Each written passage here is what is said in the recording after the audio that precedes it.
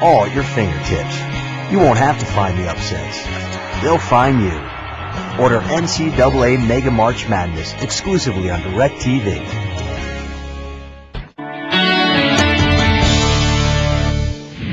All right, Wall Street Journal out with a poll, the Wall Street Journal NBC News poll that said the president has the support of the country in this economic crisis. I mean, the numbers were pretty good. Matthew Tuttle is with us to take a look at these polls. 60% of Americans approve of the job that the president is doing, Matthew. 68% have a positive opinion. 44% feel the country is on the wrong track. Wall Street Journal says they expected that number to be higher than that. As you see the ratings there, it's interesting because the economy is obviously in just brutal shape, but it looks like the public is giving this president time. He's extremely popular, and one of the reasons that he's been able to push through, you would say, some of these initiatives, including the budget, which many on the other side of the aisle have been opposed to.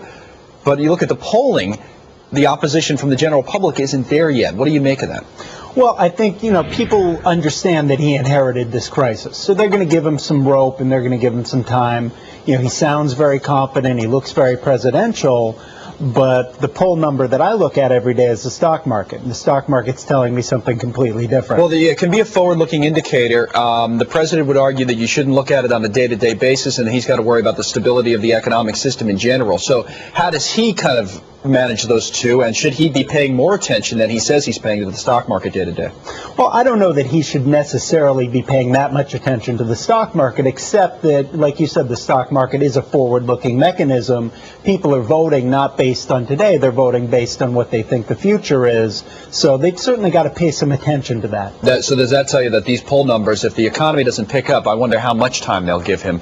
In other words, it seems like people I talk to at least, are more worked up about this budget than anything else. In other words, they're willing to give him time on the bailouts and say, well, we got to try some of the banking system and housing. But this budget, even some Democrats now, Evan Bayh and others have come out and said, well, let's be careful about how much money we're spending here.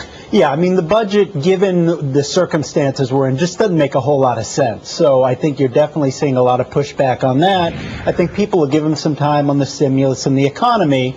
But yeah, I agree with, like you said, the budget is going to be a big issue. Yeah, who knows? One of our viewers, I just was asking this question on Twitter, and Mike, who watches us in D.C., says, I don't doubt that the poll numbers are high. Much of what is complained about is not in real people's lives just yet. He says it's just old guys talking on TV.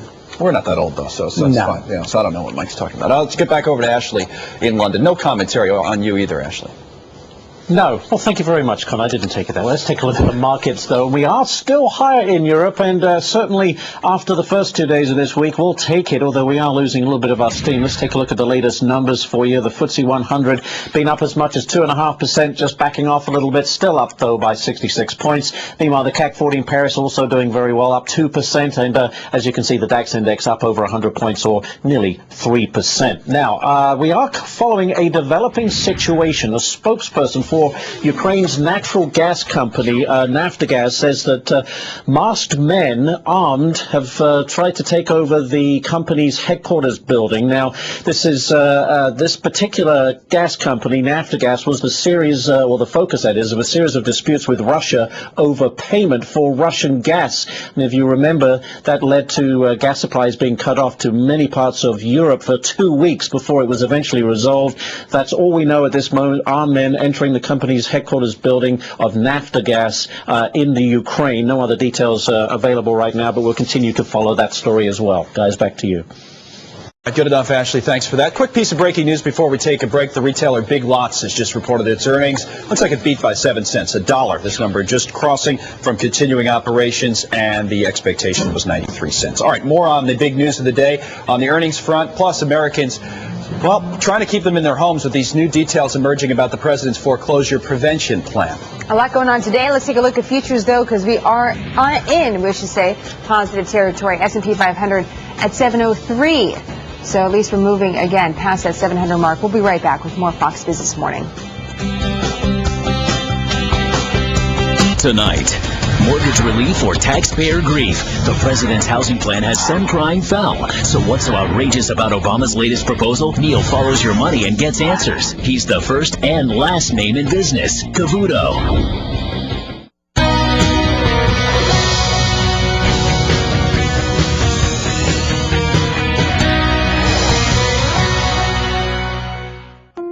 Introducing Zurich Hell Point. It's a new way of looking at